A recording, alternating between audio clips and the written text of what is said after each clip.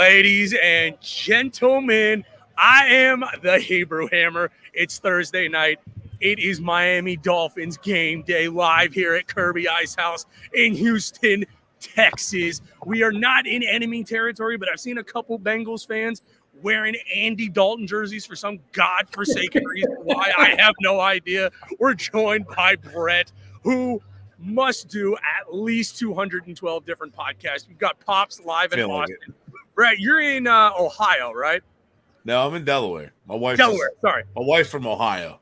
Okay, well, I'm sorry for her. We are literally doing this show in 3 different cities across multiple time zones, it feels like, but it's Miami Dolphins pregame show here at Fins Talk Sports Network. We're breaking down all things Dolphins, Bengals, 3-0 Miami Dolphins. And Bret, I can't honestly say, did you ever see the movie Mean Girls?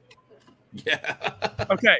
Yeah. Wasn't it that movie, Pops, where they were like, why are you so obsessed with me? Isn't that when they said that line in that movie? That's how I feel like a Dolphins fan right now. Everybody's, oh, Tua's this. Oh, Tua's that. Oh, he's an elite game manager. You know what? You can elite put your hand on my ass and wave back and forth, okay? Because the Dolphins are undefeated, and that's all that matters, Bret. Am I right or am I wrong? Yeah, that's all the other shit doesn't matter. Undefeated. With quality wins against the Ravens on the road, quality win against the division rival, which we haven't beaten 7 straight games. So that's what matters. This isn't like 3-0 with everybody else with Adam Gase. This is 3-0 with quality wins. And Pops, when you're at the water cooler, how many people are coming up to you saying, oh, the Dolphins are only 3-0. It's only 3 weeks into the season. And do you tell them it's the NFL and it does not matter? Win and continue to win. Well, I don't answer them quite as nicely as you just said, but I'll say this. With the opening 4 games that they've had, if you would have told me 3-0, I would have jumped on it and said, yes. Yeah. You know, I don't want to get too high or too low, but I got to tell you, you win tonight. And I think you got a good shot because I think as bad as Burrow's O-line is, I think we're coming on every play. And you get past tonight, you tell me, Bret, you look at the schedule, it could be a nice run. Oh, it's favorable for sure. Brian Cat had brought it up when on the show, saying at this point, our defense does really well against mediocre to mid-level quarterbacks, and there's a bunch of them on the schedule after this for like 7 straight games. So you set yourself in a much better situation than last year. Yeah. Even losing this game 3-1, I said from the beginning of the year, if they get out of the first 4 games at 2-2, with a tough stretch, hey, they can make the playoffs. Hell, we're 3-0, so we're in really good shape. You win this game, and it's like it feels almost downhill. It's not. And we're talking about trap games before. I mean, the Jets could be a trap game if they're not careful. But hey, man, it's 4-0 could be huge. Well, with the rest to go play the Jets. I want to talk about Melvin Ingram real quick. Dude, what a how big has he been for the Miami Dolphins thus far? I mean, the scoop king is what I want to call him. Yeah. Put him at Baskin Robbins because all that dude is scoop winners. Okay, I'm just throwing it out. I mean, Melvin Ingram might be one of my favorite Dolphins. But, Bret, I want to get your take because, you break it down. This is what you do. First of all, I'm going to let you drop your Twitter handle because you're breaking it down like a mother, okay? You want the X's and O's, you go to Bret, okay? That's all I'm going to say, all right? Bret's doing his thing. But, like, the X's and O's of this team right now is special, it feels like, because they're doing all the little things. Like you talk about it when I was in Baltimore, the first play that Trey Flowers was on the field for the Dolphins was that 4th and 1 stop in the 4th quarter. Mike McDaniel seems to be flipping switches, and they're all working. Melvin Ingram, Jalen Phillips is doing his thing. Xavier Howard, Darth Cater Kahoo, who in all honesty should get a 6-year, $112 million extension at this point. They haven't given it to him, which is a little sad. But I'm just saying, like, they're doing the little things right. It starts with Melvin Ingram, Defensive Player of the Month. What a stud. Big things coming from him tonight. He might break Joe Burrow in half and take that white jersey and muck it up a little bit. Well, I mean, look at it, man. Like Boyer's been benching Igbenogany for Kohu. He's been playing hot hands. Phillips isn't getting home. All right, fine. I'm going to use Ingram instead. And Ingram gets home, gets a sack, gets a forced fumble. Ingram's been all over. And I'm like, when we signed Ingram, I'm like, good rotational piece, good solid piece to have. He's on the low end of his career, but still a really good signing, good player. But all of a sudden, he's like having a resurge of his career. I'm freaking ecstatic with Melvin Ingram. He's already exceeded what I expected. He's a minimum guy, Pops. You sign him to a minimum deal. You're getting what you're getting out of him. You've gotten your money's worth and then some. And Emmanuel Ogbah has been this close. You and I watch every game together. Emmanuel Ogbah has been this close from getting home. Christian Wilkins, I forgot what hit or who he put that hit on last week, but that dude's buzzer is still ringing at this point. Dawson Knox, the tight end. Dawson Knox, that's who it is. Pops, you're ecstatic, man, because I see the smile on your face. You're ecstatic about this team. You're texting me at 2:00 in the morning. You're breaking down YouTube highlights. You're like, I can't believe what I just watched this past weekend. Mom's trying to sleep. Pops is there breaking down, the plays from the previous week, big-time Sports Center plays. You're ecstatic. You're excited. I am excited. I think I feel a different type of mentality with this team. These pickups, like in years past when we would make these pickups towards the end of training camp, but a Melvin Ingram, that's a Mike McDaniels type of player. Okay. It's a guy who just wants to come in, have a little rebirth and play with these guys. It's funny. You mentioned Christian Wilkins. Bret, did you hear the story that Josh Allen was complaining about? Yeah, and Allen even said, I shouldn't be surprised. He's been known for this since college. I shouldn't let it get to me. Allen's right. You should let that get to you, and that stuff happens all the time. And I like guys on the defensive line and offensive line who aren't afraid to push the people's buttons and can piss them off. That's why I like the Richie Incognito. Wilkins knows how to push buttons, and he knew how to get under the skin. And who blew their gasket? Josh Allen hurt his team, not Wilkins. You talk about Greg Little. What a phenomenal Greg Little has been, at right tackle for Austin Jackson. And by the way, what people aren't talking enough about, Brett, is you're getting Austin Jackson back in a couple of weeks. You're getting Byron Jones back in a couple of weeks. Putting him in that secondary with X and Javon Holland, who, let me tell you something. And look, I hope I find the woman of my dreams. I would take Javon Holland out for a nice steak dinner. I would call him when I got home. And I would, I'm just throwing it out there. Okay, Javon Holland, I would take him out for a nice steak dinner. Dude is a stud. Dude's a rock star. Okay, Eric Rose doing his thing. Brandon Jones, hook 'em horns. I love this team, man. And you and I, by the way, Pops, you and I called this a couple weeks ago.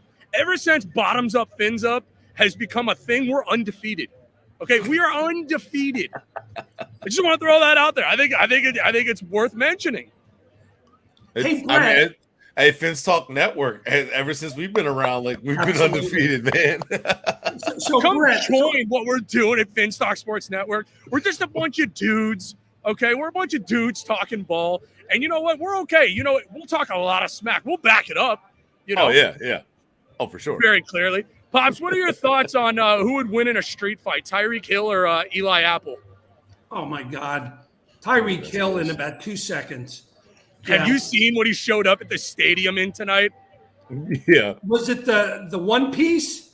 No. Tyreek Hill shows up in an all cheetah, like a top and like the shirt and the shorts. Brett, if that's not literally a sign he's going for like 34 catches and 396 yards tonight, I have no idea what is. Give me your real quick Dolphins win tonight, because give me your just best. They've got to do this well tonight in order to win. The Dolphins win tonight because they protect Tua better than the Bengals protect Burrow. Ooh, I like it. I like it. Pops, what about you? The Dolphins win tonight because I think defensively they are going to get after him all night, and you see what happens to him when he's pressured. I think we get a couple of breaks. I think we get ahead, and I think you milk it with the Waddle and Hill, and I think the running game comes alive tonight. And I think if the punter will keep the ball out of the guy's butt, we're okay. Brett, I was just reminded with what he just said of Coach Yost and Remember the Titans, where they're all gathering around, and what did he say? He goes, if they cross that line of scrimmage, I'm going to take every last one of y'all out. You make sure you remember forever the night they played the Dolphins. And tonight, I promise you, that quarterback is going down on the ground about as many times, and they're going to the state title game tonight. I'm calling it right now. They're getting after him. I'll tell you that. They're going to get after him. They are going after him, and they are winning tonight. I'll go ahead and go first. I don't want y'all score just yet. Dolphins win tonight 28-17. They're winning by double digits. They're going on the road 28-17, and they are absolutely going to I'm not going to call it shock the world, but Pops, I want to get your take on this because it feels like every week now we have to deal with another national media pundit that doesn't believe in the Dolphins. And now I'm going to talk about Stephen A. Smith. And Brett, I don't know where you fall in line with Stephen A. Smith, but if I have to hear one more rant that goes something like this, and tell me if this is off, let me tell you something about the Miami Dolphins, okay? That's pretty good. Voracious facility, voraciousness of the Dolphins, I don't buy. I don't understand where they're coming from. Like, I'm tired of it. I'm tired of listening to him talk. Pops, do you listen to any of these talking heads, this Skip Bayless of the world? Or do you just shut your mouth, go to the office, be the best recruiter you can be, hire like a mother, break down YouTube highlights of the Dolphins at lunch, morning, noon, and night, not worry about what anybody has to say. You put your head back and you go get W's. And it doesn't matter how many touchdowns we're throwing. Is that the mindset you're taking on a week-to-week basis with this team as we currently stand? No, I can't stand any of those talking heads.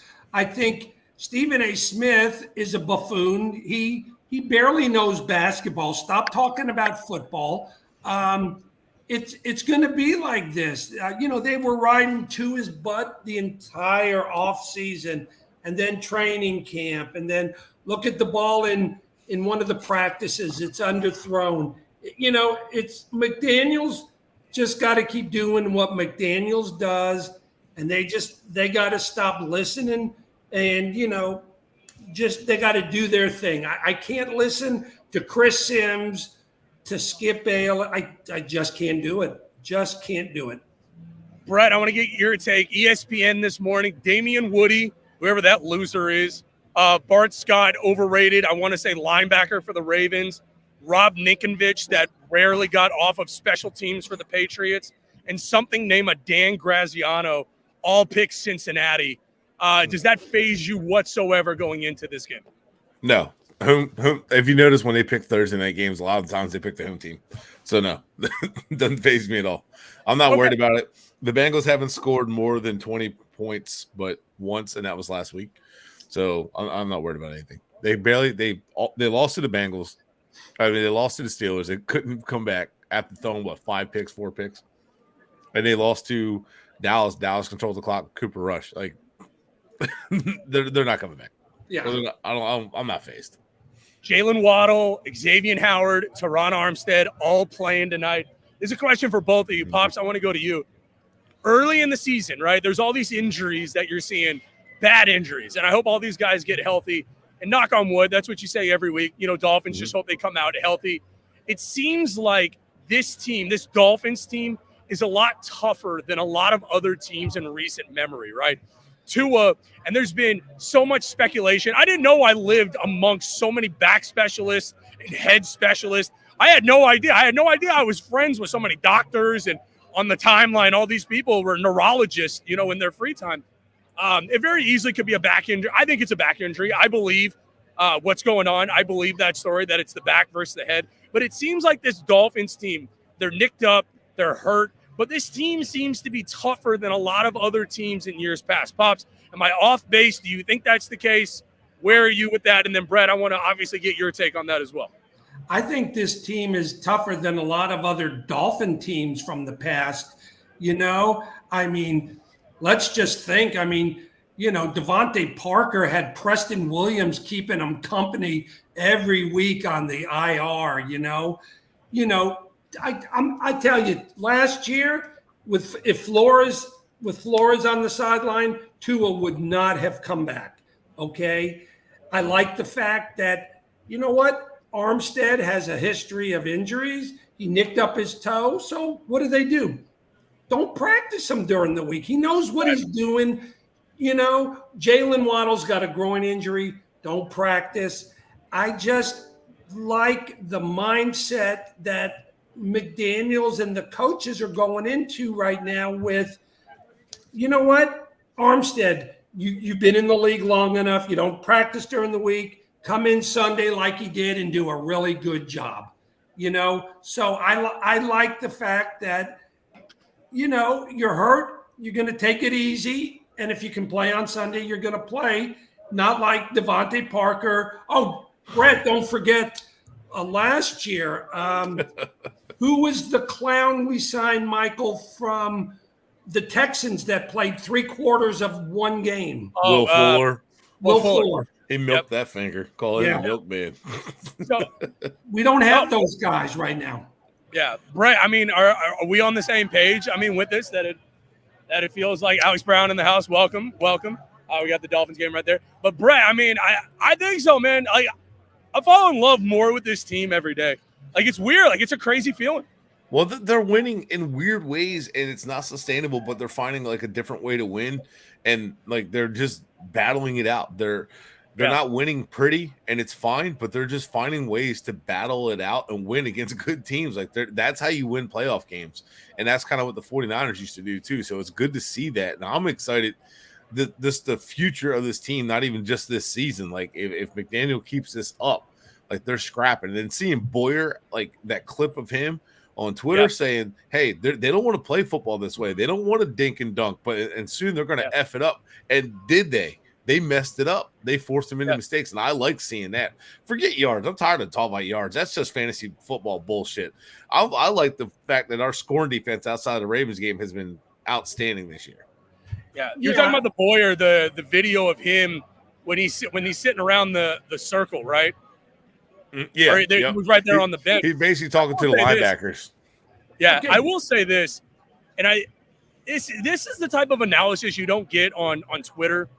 But all these videos that McDaniel does in the locker room after when he's talking to all the guys, and do either one of y'all notice the eye contact of every single guy in that locker room seems to be fixated on McDaniel? Like this guy has such a control over the locker room, and he's just so quirky and weird and fun. And he's just like, you want to play for this guy. Like there's a t-shirt out there right now remember from Superbad with the McLovin t-shirt, and they took McLovin's face off and they put McDaniel's face on it. Jason like, I'm ordering had it. I need that was badass. Dude. I need like 6 of those. Yeah, like he commands the room, and it has nothing to do with like his position or nothing. It's just the respect and admiration people have for him. That's what it is. Yeah, no, and all of these guys, Rich Eisen, Pops. This is the good side of sports media. Rich Eisen. Robert Griffin III came out and said Miami's the best team in the league. I'm not ready to go there yet, but there was Brett, I don't know who, I think it was Malika Andrews who was on SportsCenter yesterday, getting into it with these clowns on SportsCenter, where she's giving her opinion, and they're like, no, we got to wait. It's like, why do we have to wait? They literally have wins against Buffalo at home and against Baltimore on the road. What more do they have to prove? Right. And tonight is one of those litmus tests for me. Yeah. Like, go out. You get 10 days off after this. Go out, and how pretty would it be tonight? Like a 35-7 just beat down tonight from the beginning, and just watch social media just literally just burn from the top down. If the Dolphins blow the Bengals out after that tough win, being banged up, having players out, and they will come out and blow the Bengals out, the media will talk about the Dolphins in a different light. I don't care they don't think they're the best team, because I do think the Eagles have a really good football team, and I think we could beat the Eagles, but I think it would be a tough matchup. So I respect what the Eagles have done. But like if the Dolphins blow the Bengals out and they go 4-0, I don't care if they're saying they're the best team, but the tone will start changing. That's what I've been talking about. You want the media to shut up? That's how you do it. And showing up. Remember, we would show up on primetime, get our asses kicked with Adam Gase? Well, now it's time to show up on primetime and kick some ass. And if he does that, that is a test. It's been a tough 4 weeks, and they've made it through. Holy shit. You know, that really turns the table. That's just my opinion. You know, Adam Brett, Gase. I'm ready to run through a wall. I don't want to say anything. I'm ready to run through a wall here. You know, Brett, you're talking about Adam Gase. I mean, what about the games we embarrassed ourselves on with Flores? I mean, I can think of 4 last year. National TV in London. We lose to Jacksonville. Are you kidding? We lose to a 1-4 Colts team at home. Michael and I were at the Falcon game last year. The Falcon game was bad. The lead, Ryan brings them down. I just think there's a different mindset now that, and I think the Baltimore game had a lot to do with it, that, hey, what's coach going to come up with this week? You know? And it was salty Tua. Somebody was trying to heckle him about Alabama this week. I don't know if y'all saw this video. They were cursing at him, and he's walking to the bus, and he goes, "Yeah, but we beat y'all." Like salty Tua, like salt and pepper Tua. It was not even like Cincinnati. salt and pepper. I want salt and pepper Tua, like push it Tua, like dancing to the bus and clapping back at the haters. Like, that was so good. Talking about Cincinnati Bearcat fans, and they're like, "Oh, Alabama sucks." He's like, "Oh, we beat y'all though," and then just like walked off, and he said it like so nonchalant. I love it. Brett, as soon as I saw that video for the first time this year, I had a Terrell Owens moment where I was like, "That's my quarterback." Okay, that's I'm sitting there, I'm like, "It's my quarterback." Okay, that's my quarterback. That's my guy. He's it's QB1, and Tua's starting to like walk a little taller. Okay, he's grown a couple inches the last couple weeks. Okay? He's walking a little bit taller. He's grown more than a couple of inches. He's grown a pair. Like, I'm gonna tell you though, the one thing about him is he's grown a lot of confidence. But I'm a big person on the difference between wavering confidence and real confidence. So I want to see this confidence not go anywhere ever, no matter the situation. And you kind of saw that against the Ravens, but I want to see it long term. Does this confidence go anywhere? When the shit hits the fan, what do? Do you continue to fight? And if he continues to do that, shit, we're good. I'm with you. I've been waiting to see it. I see. And Brett, what I love, and we'll wrap the show up here in a few minutes because it's starting to get busy here. The multitude of Dolphin fans here, they're cascading in. Okay, they're literally flying through the air to get in here. So 3 keys to the game I've got, and then I want y'all's predictions. All right. Keep Tua clean. Let Tyreek eat. And the defensive line get to Joe Burrow. Pops, give me your official prediction tonight. What happens in Cincinnati? I'm going to go with 28-17. That's what I did. Really? Yeah, I literally said 28-17. I mean, you can cop it if you want. Cop it if you want. You don't have to. Well, no, I'm never going to cop anything you say. I'm going to go, and I think we're going to have a defensive score at the end of the game. So I'm going to go with 35-20. 35-20. Dolphins win? Oh, please. 35-20. All right. Brett, give your official prediction. I think Dolphins win 30-20. 30-20 for Brett. I think a defensive touchdown happens though, for sure. Absolutely, because I think he'll be running for his life at the end, and either X or Holland is going to just say, "You know what? Let's just finish this now." Brett, thank you so much for coming on, man. This was fun. Thanks for having me, man. We'll do it again. Hey, Brett, I got one question, and I'm afraid to ask it because it's going to jinx the whole damn thing. But oh boy, you know what I'm going to say, right? Maybe, I don't know. Okay, so let's fast forward to week 11 or 12, okay? If and when we do stumble and lose a game, are the guys going to pop the champagne? That I've been wanting to know. That's what I want to know. Good question. I've always wanted to know if the Dolphins go undefeated, what happens. But I saw someone else on Twitter asking that same question. I'm curious what happens. I don't know. I think they still will pop the champagne, but it'll be a different feel. If we're, you gotta pop it a little bit. Yeah, I want the Dolphins to be the last undefeated season, but I want Mercury Morris to say, you know what? Now it's just the 72 Dolphins that were undefeated, but we would have been happy with them. Oh yeah, and it's and I'm afraid to ask it because I'm as superstitious as they come. Coming down to the socks I'm wearing tonight for the game, and whatever. But they've given you this ray of hope that if everyone stays healthy, that this team can contend. Are we as good as the Chiefs or Buffalo? I don't know the answer to that question. But we're gonna find out long term. Yeah, we're gonna find out this season, and tonight's gonna be a good chance to find out. I mean, we get a win, go 4-0, 10 days off for the Jets. Let's go. Ladies and gentlemen, this has been 10 days of my life. This has been another episode 10. Congrats, Pops. Double digits. Bottoms up, fins up, baby. Let's go. Beer Sports, whatever, 200 episodes. We got 10 episodes of bottoms up, fins up. We are undefeated. Coach Carter, we undefeated. We undefeated. And it's going to and we're going to stay that way. We ain't losing tonight. I'll tell you all that. Make sure to check out the Fins Talk Sports Network, which we are so excited to be a part of. We are going to ball out rest of the year. Brett, you got anything you want to plug before we wrap the show up? Because literally, I don't know if you can tell, but the sun is setting. That is God's way of saying it's Miami Dolphins football time. It's time to wrap the show up and get ready for the game tonight. Yeah, give Fins Talk Network a follow. Make sure you give these guys a follow. Give myself a follow. We got big things going in the network, man. Just great time. Love it. Thank you, guys. Fins up. Let's go. Let's go.